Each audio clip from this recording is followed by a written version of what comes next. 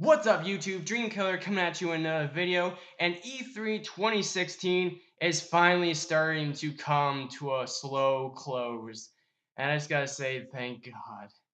Now, you're probably wondering why am I saying this? Is because I'm not gonna lie to you people. This year's E3 has left me physically and emotionally stressed. I mean, there was a lot of ups and downs, but it seems to be more downs than ups, and a lot of surprises. So, with that being said, it is time to do my E3 2016 damage report. Here, I will discuss every single press conference and every single game that they have revealed in those press conferences, and I will give my overall rating for each conference. And at the end of the video, I will give my overall rating for the entire E3 of this year. So, without further ado, let's get started with the EA press conference. So, EA started out with showing off Titanfall 2, which was to be expected because we got the reveal trailer, so honestly, it was inevitable that we would get gameplay footage from it. The good news about this is, with this iteration of Titanfall, is they are finally implementing a single player mode, which was very much needed in the first Titanfall, what ultimately caused the downfall of Titanfall. And it's Call of Duty with mechs. That's not necessarily a bad thing, but I need to see more. But that's not the interesting news. The interesting news is this game is finally going to be on PS4 along with the Xbox One, which I was so excited to hear because I did want to originally play Titanfall when it first came out, but didn't get a chance to because I had a PS4 and not an Xbox One. So I was left out of that. So I will definitely look forward to playing Timefall 2. Next up, uh, we always gotta deal with this with every EA press conference, and that is sports, more sports, Madden, FIFA. You want it, we got it, and I didn't care. It's like Madden was the same as always, but the thing with FIFA is like they had this soccer player who, God bless his soul, he was really trying to get pumped about talking about the fact that his life story is gonna be put into a single player mode in the new FIFA game. And again, I didn't know who he was, didn't care about him, and I really thought he was trying really too hard. And also the fact that they're doing single player story mode type situation for new FIFA, I'm not interested because I'm not interested in sports games. I'm not, and I don't care about sports figures. I just don't care. But yeah, that was the beginning of that. And after sports, we got gameplay footage, sorta, for the new Mass Effect game. And I gotta tell you, Mass Effect Andromeda looks beautiful. It definitely looks like it's gonna be a very good game. I look forward to it. I've always been a big Mass Effect fan, so that's that. Unfortunately, it was very little gameplay, mostly just showing off how gorgeous it looked. So, look forward to that. But then after that, more sports! That's all I got to say about that. Okay, next off, we have EA introducing this thing called EA Originals, which is pretty much, EA pretty much opening up to indie developers publishing their games for it. And the first indie game they showed off was a game called Fee. And basically, you're this little blue creature in this little blue world, just living life. It looked beautiful from a artistic standpoint, but I really need to see more in order to get interested in it. So yeah, and that was the only indie game that they showed off. Next up, Star Wars. We all knew EA was going to talk about Star Wars, but it wasn't as much as would have liked. Basically, all they talked about was adding new stuff to previous Star Wars games that they had and already made. And they showed us a little snippet of what looked like a new Star Wars game. It wasn't much. It was pretty much a character walking into the environment, and you could see TIE fighters and Star Destroyers everywhere.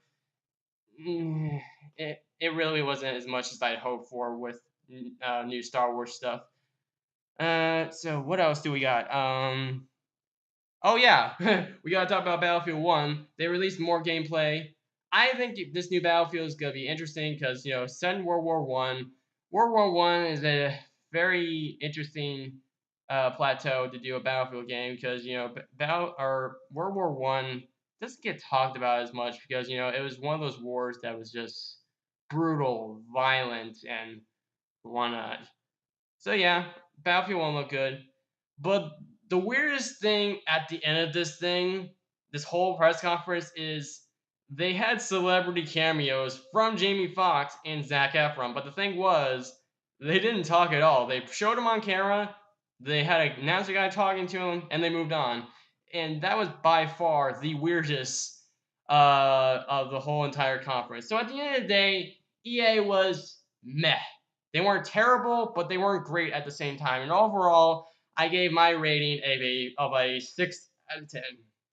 So, and also it was very odd that EA started out the conference first because usually they're always in the middle when it comes to their press conferences. So it's good that they started first so we get their boring shit out of the way. But it was also bad because it kind of started off E3 at a very low point. And so next off, we got Bethesda. Bethesda really didn't have that much to. They didn't have to raise the bar that high because EA didn't really try that hard. So basically, they started off strong with the reveal of the new Quake. And this new Quake looks so awesome. I'm a big Quake fan. I'm very happy that Quake is going to make a return to full. And considering the fact that they've done well with Doom and Wolfenstein, bringing them back from the depths and just making it like accessible again, I have no doubt Quake will do the very same thing. At some point there were stream problems. I don't know what was going on. Like, it was just like wonky at times. But once they got that finished, they revealed a Elder Scrolls card game. Look, when it comes to card games, I'm I'm just like, yeah, because I have Hearthstone on my phone. Then that's the only card game I can really get into. I also have Magic the Gathering on my tablet, but I barely play that. So when I heard that they're making a Elder Scrolls card game, I'm like, okay, like I'm not that emotionally attached to Elder Scrolls so much that I want to play a card game based out of it. So nah. So next out was Fallout news. They released new stuff for it, including contraptions, which basically look like you can build your own little mousetrap type things. But we also got a build your own vault. This really got my hype meter set because it's really cool that we can do whatever we want, making our own vaults. I like that. And also, they showed off Nukaland. I really didn't know what this was all about, so it was just more to build upon. And so, Fallout expansions galore. It was really nice to see that Fallout is still doing very, very well. But that was just the tip of the iceberg here. When they revealed Skyrim Remastered, the rumors were very much true. And when they showed off the comparison between the old and the new, it was like, I don't know. It was like I don't know. I was speechless. I really am glad that the rumors were true about Skyrim, and I look forward to playing the remaster and hopefully do a let's play for it because I never played the Skyrim game. Unfortunately, it was one of those games that was on my list, but I never got to it. So I look forward to it. Next off, they showed up a new game called Prey. And at first, they started off with these cutscenes showing off this man slowly changing into something less human. And there was shooting, there was chaos, and finally, when they revealed it was a new game, it looks interesting. I look forward to it. Then they released Elder Scrolls Online DLC, which I didn't really pay that much attention to because I lost my attention with Elder Scrolls Online for a very long time, and I don't think this new DLC is really going to change my mind about that. And they revealed some potential Bethesda VR. This looked very interesting. Like anything involving Bethesda in VR sounds interesting. They didn't give that too much information, but I'm sure we will get more information later on down the road. And finally, this was expected. We got more Dishonored 2 gameplay. And the interesting part about this gameplay trailer was they showed out the fact that you can choose between Corvo or Emily. And I thought that was interesting. Part of me thinks that a lot of people are probably going to choose Corvo over Emily because, assuming that people were as emotionally invested in Dishonored like I was, I want to go back as Corvo because at this point, Corvo actually has a voice this time in the game, and I was interested to see what he has to offer voice wise in the game. So I'll probably end up choosing Corvo when they do confirm that they're actually doing that character choose your own whatever. But who knows? Maybe if I do a second a game walk or playthrough of the game, maybe I can play as Emily. Hopefully, there's a lot of differences between the two. I hope it's not just the same gameplay over and over. So that was Bethesda, and Bethesda, like I said, didn't really have to work that hard to set the bar up because EA didn't do that well. So I gave Bethesda a 7 out of 10, mostly because most of the stuff I already knew about.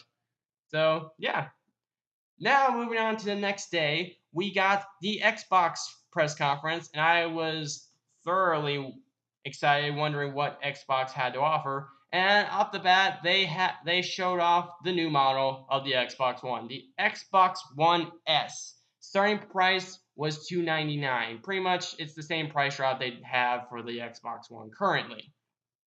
And so after that, Gears of War 4.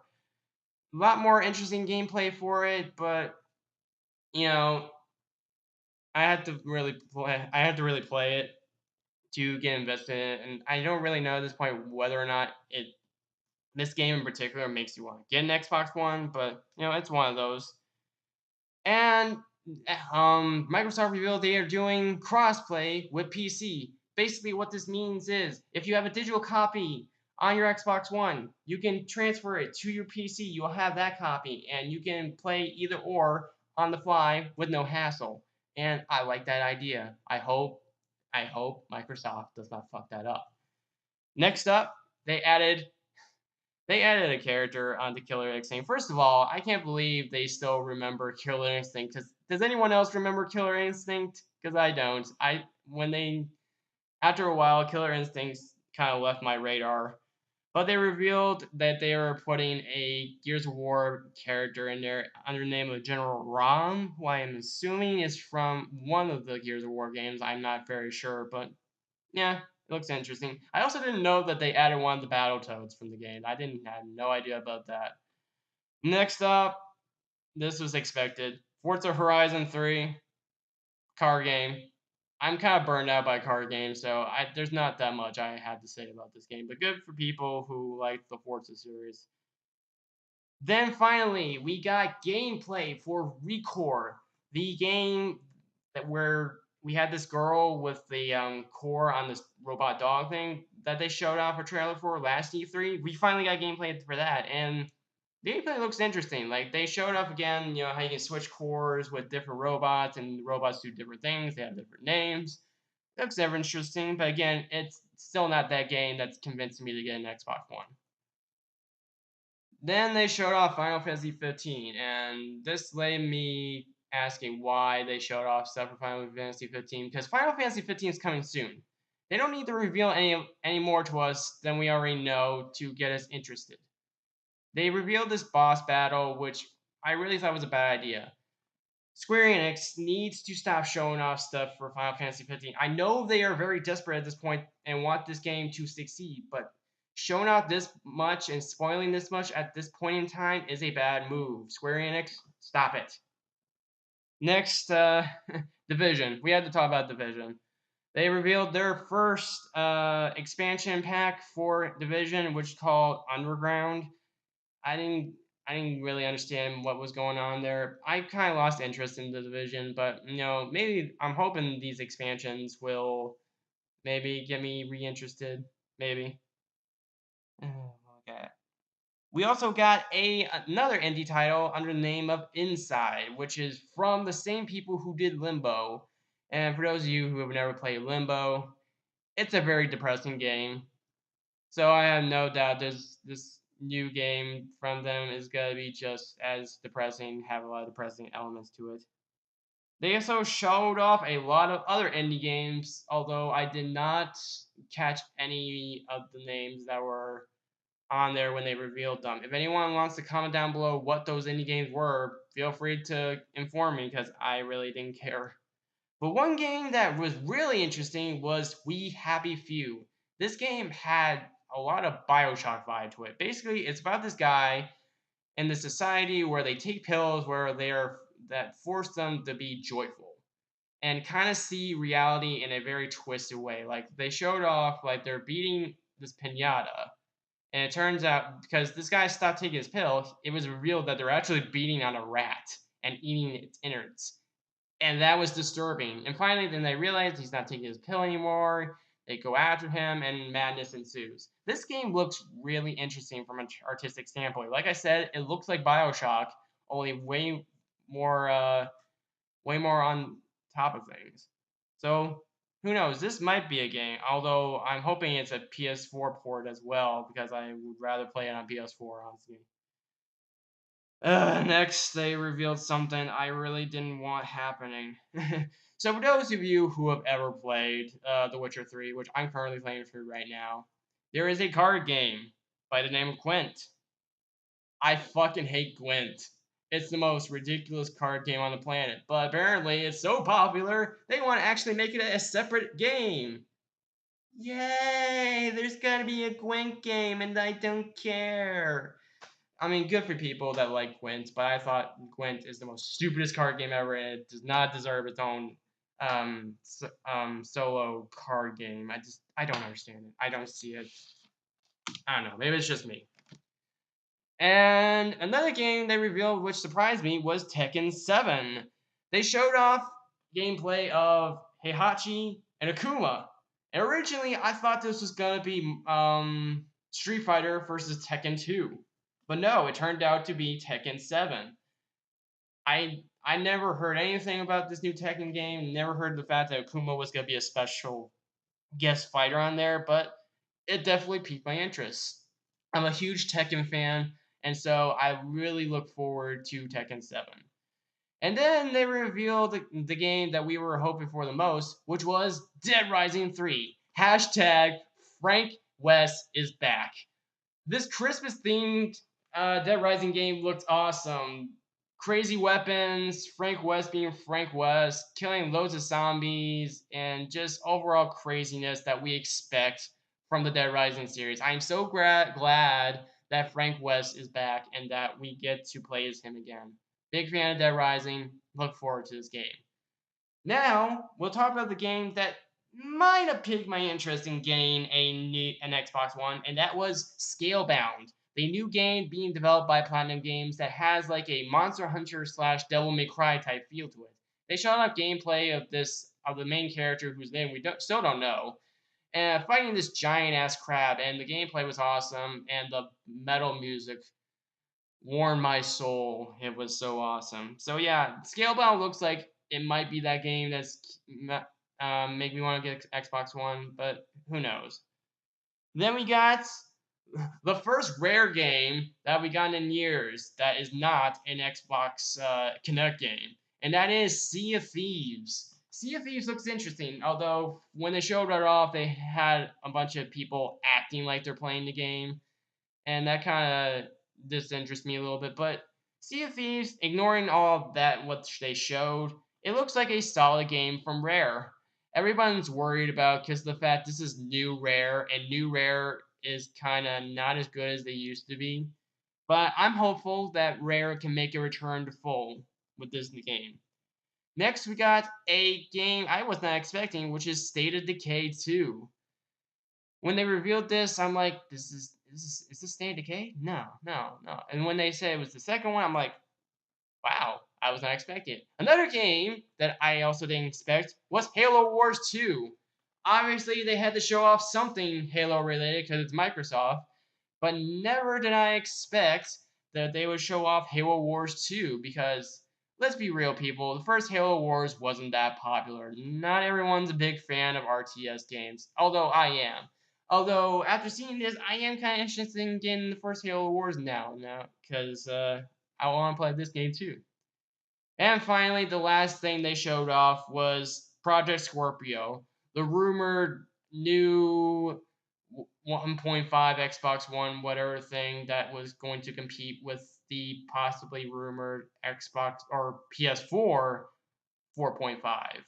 Pretty much, they said it's bigger processing, bigger RAM, 2 teraflops, able to support 4K. A lot of technical jargon that I really didn't care. I really don't care at this point. I really think that the current models of the consoles are still doing good. Although I am happy that they are doing the slimmer model of the Xbox One.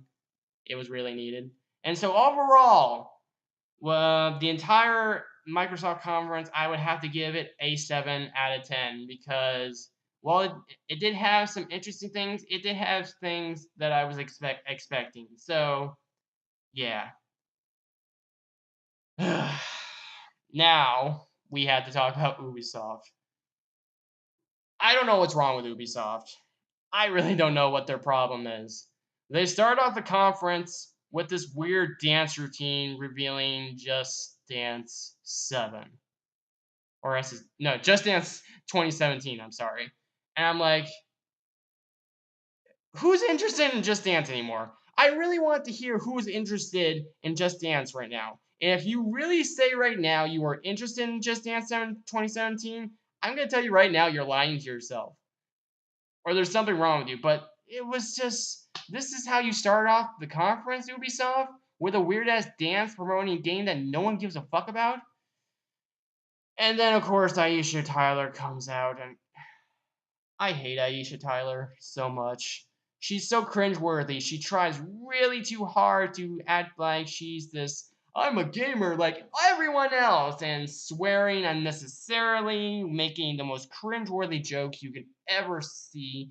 I don't understand why Ubisoft keeps bringing her back. Do they have some sort of deal with her, some sort of contract that she has to come here? I don't know what it is. Ubisoft, next conference, don't bring her around anymore. We don't want her. And right now, like I've been having comments. I remember commenting about Aisha Tyler being Ubisoft, and someone told me that they actually thought she was hot. I'm like, okay, good for you to thinking that, but anyone who thinks they enjoy Aisha Tyler's presence at the Ubisoft conference, again, you're lying to yourself because you cannot enjoy cringeworthiness like she does. It's just not possible. So yeah, after the cringe fest that was Aisha Tyler, they revealed more gameplay for Ghost Recon Wildlands, and I'm gonna tell you this right now, I wasn't interested. I am a Ghost Recon fan, but this trailer didn't really pique my interest. Showed off a lot of gameplay with people talking while they're playing the game, saying things that you will never hear in a co-op game. Like legit, when you hear gamers talk when they're playing a game together, you hear a bunch of swearing or like get that guy. Not a whole bunch of military jargon like they were showing off for this trailer. So wasn't interested. Was really bored, and so I was really waiting for this to finally get better, and then my wish came true. The silver lining of this entire conference was South Park: The Fractured Butthole. I can't laugh with that. I can't not laugh every time I say that. But yeah, South Park. Trey Parker, Matt Stone came out, revealed stuff about the game. They revealed the story mode, which again we heard from last year that they were doing a superhero theme. But what really interests me is they're doing a parody of Marvel, where they're talking about their convoluted phases that they want to do with their movies. And then finally, like the kids like separate into teams and start doing a civil war because they don't agree on what Cartman has to offer. And so that made me laugh a lot. And also the origin story for your custom made character. Like Cartman gives off your origin story, and I don't know if it's different every time, but when they revealed like you got your superpowers because you walked in on your parents having sex, and that made me laugh. I love South Park a lot. It's dumb humor that I just I enjoy very much. So yeah, South Park was the silver lining. But unfortunately, the silver lining had to end when they showed off more Division. They showed off the second expansion, which is called Survival. And again, I lost interest in Division, so I don't care. Next off, they showed off some VR PvP stuff. They showed off this Eagle game where you catch dead rats and try to score into the other side of the opponent in order to gain a point. And it was okay, I guess. There's not really much I can say. But what interested me most VR wise was a Star Trek game in development. Granted, they kind of got a little bit too into it. Like they had some of the cast from old and new Star Trek, including LeVar Burton, and LeVar Burton was trying to look like he was interested, but really trying really too hard. But even though the VR game kind of looks what we expect from VR games, it doesn't look all that great graphics wise. I am interested because I always wanted a Star Trek game from a VR perspective. That sounded really good to me. And next, the second silver lining was For Honor. And people will tell you that the guy with the beard and the cane is the highlight when he comes out to talk about his game because he gets so into the story of his game that comes up. And the gameplay was beautiful. So brutal, so violent, so God of War esque that I really look forward to this game.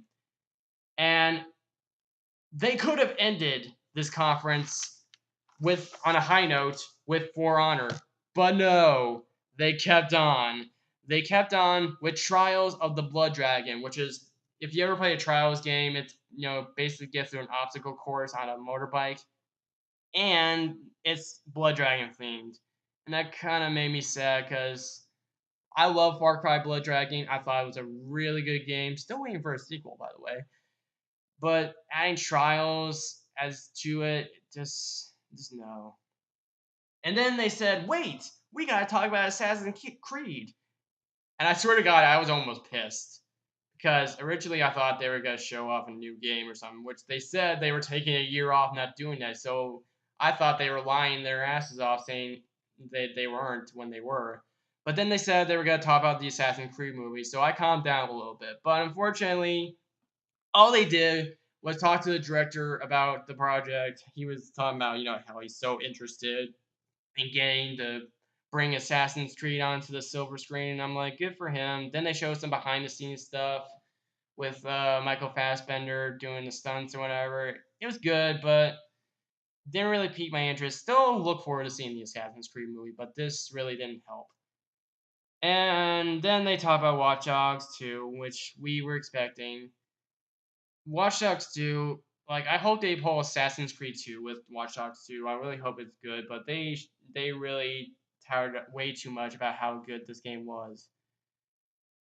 And at this point, Ubisoft was holding us hostage because they said one more game, and it was a sports game, an extreme sports game where you're climbing mountains, snowboarding, skiing, whatever.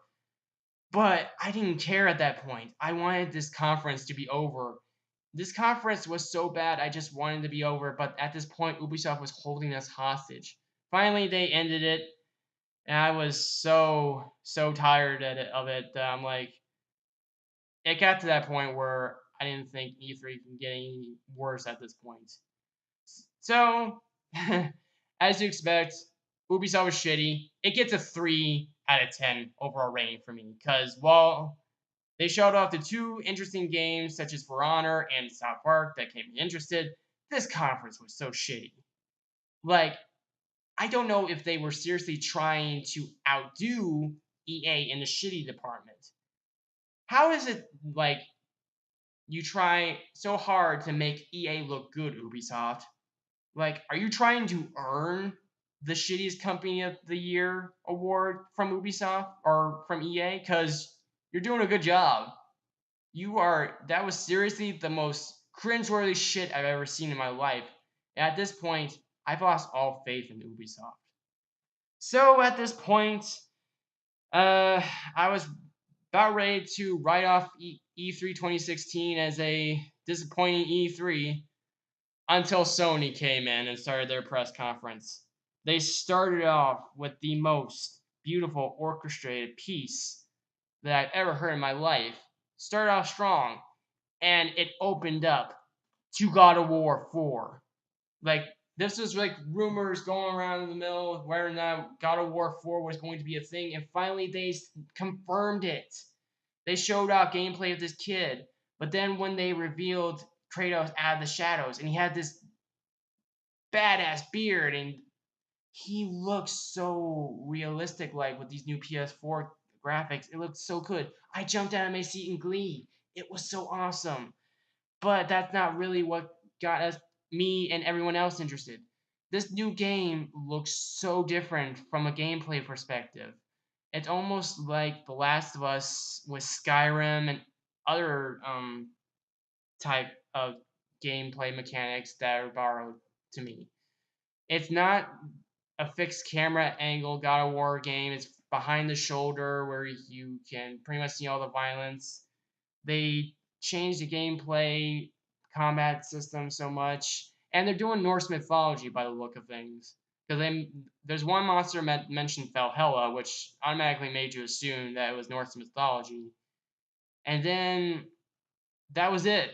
When we were left speeches, that was the opening to Sony, and it made us all excited. But that didn't stop. They also revealed a new game called Days Gone, which was looked like a Last of Us meets World War Z type of thing.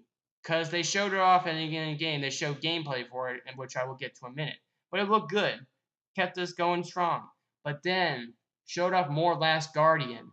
Now, we were all like, okay, yeah, they're going to show Last Guardian, but then they're not going to tell us the date when it's actually going to release. But they actually did. October 25th of this year. This year. We're finally going to get a chance to play this game this year. And Sony cannot take that back. Sony cannot take back that release date. If they do, they are really, really stupid. But yeah, that was awesome. And then they revealed more of Horizon Zero Dawn.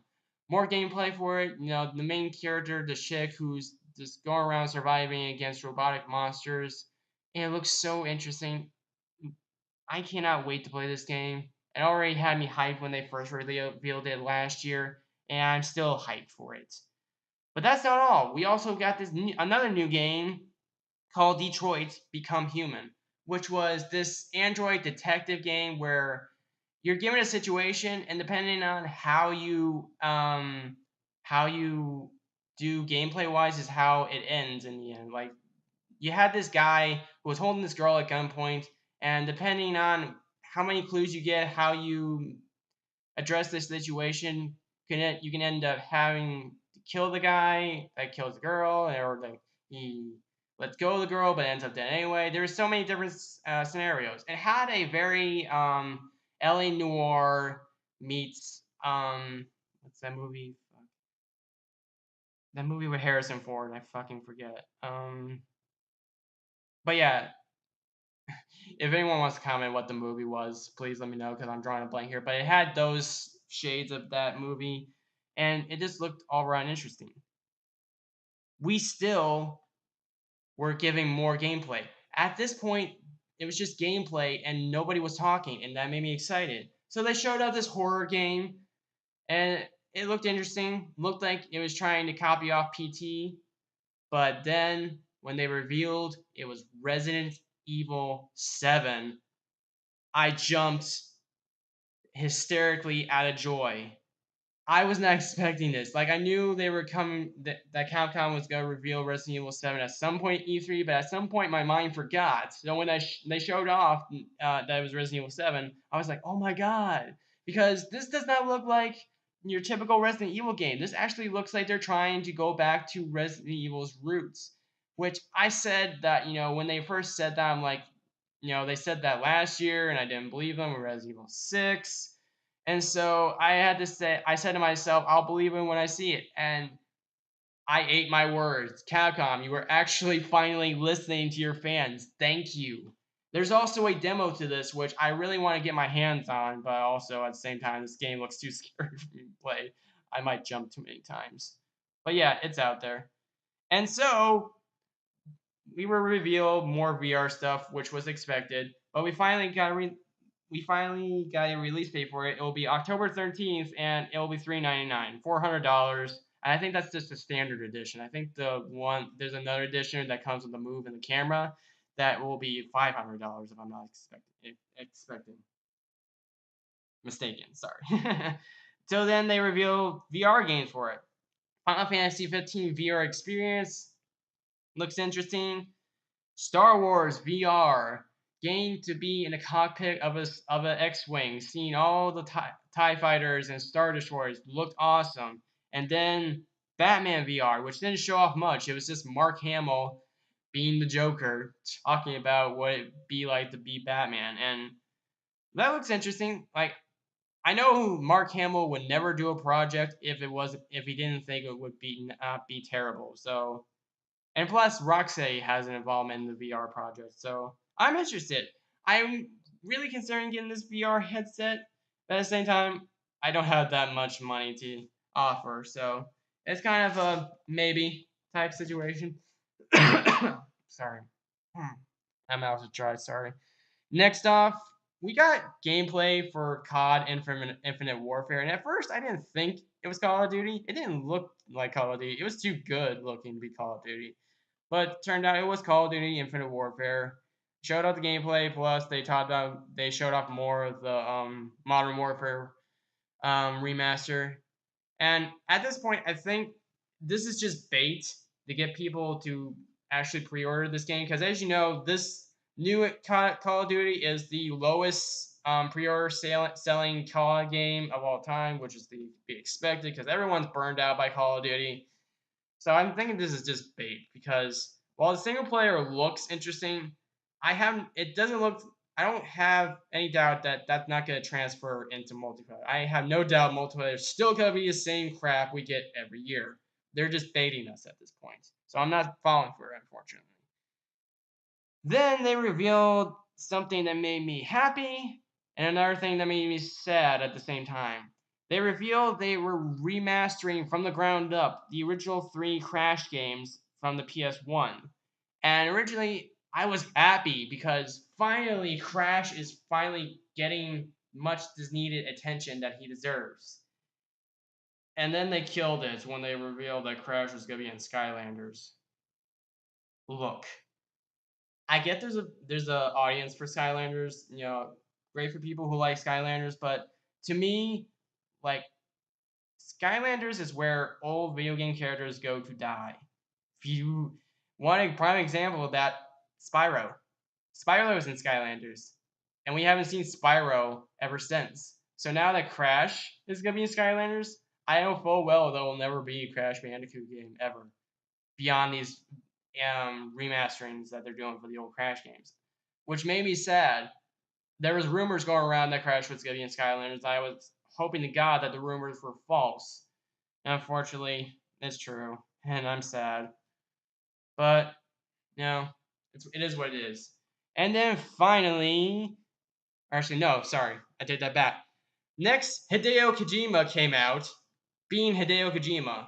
He finally got to reveal the new game that he was making under his new development company, and it stars Norman Reedus. The game didn't really make that much sense. It was pretty much a cutscene where they show Norman Reedus and he's naked and he has this baby that's attached to him, almost in a umbilical cord type sense. Then they showed him being surrounded by these dead things, and they revealed the game is called Death Stranding. And it was confusing, but it's what you expect from Hideo Kojima. But considering the fact that I'm happy that Hideo Kojima can finally make the games he wants to make, and he's not being forced to make Metal Gear Solid games anymore, I'm happy for him, and I hope this game does well for his new development company. Now, finally, we gotta talk about the new Spider-Man game that's gonna be coming out, developed by Insomniac Games. This made me so happy. This was the second game that made me jump out of my seat in joy because I think it's a great idea that Insomniac Games is developing a Spider-Man game because Beanox was the original handlers for the Spider-Man games. And you can tell at this point that Beanox was getting burned out by making Spider-Man games all the time. So the fact that they're giving this to Insomniac, giving them a shot at it. It looks good. The only thing that I didn't like about this new Spider-Man game was, and I know everyone thinks I'm just nitpicking at this point, but that Spider-Man emblem on his head, that big white spider, it I didn't like it. But they did. The costume itself looked like it was borrowing a lot from the Civil War Spider-Man costume. It looked nice, but again, that white spider was the only thing that was annoying me. But gameplay wise, it looks good. They didn't reveal that much. They didn't even reveal what the actual Spider-Man game was going to be called. It just said Spider-Man PS4 in development. So that was Sony, and Sony was the best conference. They started off strong. I had no doubt in my mind they looked at all these conferences that were going on, and were like, let's not do that, which actually be awesome. The best thing they did was they revealed gameplay footage after gameplay footage, trailer after trailer, without the excess of talking, which many of the conferences suffer from. And because of that, I give the Sony conference 9 out of 10. The only reason I don't give it a perfect score because there were some things that I was bothered by, and I already talked about that. And finally, at this point, I was burned out by E3, so I wasn't expecting much from Nintendo because all they were going to talk about is Zelda, and that's what that actually was. Nintendo Treehouse, they revealed a lot of gameplay for Zelda. They actually revealed the name of the sub name of what the new Zelda is going to be, Breath of the Wild, which is a nice name. It's pretty good. And they showed the gameplay from the opening to the dungeon. They showed off the new Zelda looks like it's implementing like a craft system, like a survival, almost like a survival type situation type gameplay, where you're making stuff out of stuff you found in the environment. You're climbing. You have the stamina meter returning from Skyward Sword. You can customize your outfit, which I thought was interesting because we're always used to Link wearing the same green tunic and the green hat that he always wears throughout all his other games. So the fact that you get to customize his outfit, and the outfit, kind of adds to his defenses, it's pretty cool. And also, you also get, to equip different weapons on him, including spears, which I was really surprised that you can use spears in a Zelda game. And of course, you got your classic sword gameplay. But that was that. After they kept showing more and more stuff, I got less and less interested. And also, they showed more Pokemon, which, it, I was already interested in the new Pokemon games that are coming out, but they were padding. It was the reveal for Pokemon was just padding from until they revealed more Zelda, and I was uninterested at that point. And once it took like a couple hours for the treehouse to actually end. And I get it, it's not a conference, it's just Nintendo showing off stuff that they got to show off for demo wise. And that's great, but it really was too long for me, and at the end of it, I just lost interest and stopped watching it because they already showed up enough of Zelda for me to get interested. I already know I'm gonna purchase the new Zelda game, and I already know I'm gonna purchase the new Pokemon game. So that was Nintendo, and Nintendo, gets. I don't know if I should give them a rating because it actually wasn't a conference, but I'll give them a 7 out of 10 because while it was new stuff that they showed off, it was also old stuff that I already knew about. So I'm happier than Nintendo with Zelda. I hope, maybe next year they'll reveal more stuff that they'll be working on, like the rumored Nintendo NX. So that was E3 2016, and overall, like I said, there was hits and then there was a lot of misses. So overall, the best ones were Bethesda, Sony, and a little bit of Nintendo. But everything else was just boring, meh, and expected. Here's the problem I had with E3 2016 this year was there is so many rumors being thrown about that it overall ruined the surprise of many games that I already knew about, which saddened me because last year, all the stuff they revealed last year was a genuine surprise. This year, not so much because of so many rumors, and they were already revealing stuff that was coming out even before E3 started. So overall, my rating for the entire E3 2016 is 7 out of 10 because EA was boring, Bethesda started off strong. Ubisoft can go fuck themselves. Xbox did good. Sony was the best by far. And Nintendo was Nintendo. This was an average E3 with many surprises and a lot of strong and bad stuff. So overall, the damage report was good. And I'm so glad that E3 is finally over and I can return to my normal schedule because I was so burned out. It's my job as an entertainer of this channel to let you be informed everything that goes on in E3, and I hope I conveyed enough information. And for any other games, game footage, game trailers, or whatever that I did not mention, let me know down below what I did not mention, and I will see to it that I try to talk about it in upcoming videos. Also, there will be more videos talking about specific things, about specific games that I was hyped for. So that's it. E3's over. And now I can move on. If you like this video, like it, because as always, my channel grows because of it. Comment down below what you liked about E3, what you didn't like about E3. I look forward to your comments as always, and subscribe because as always, I have many more videos to come like this. Happy E3 2016, everyone. I'm Dreamkiller. Gamers keep on gaming.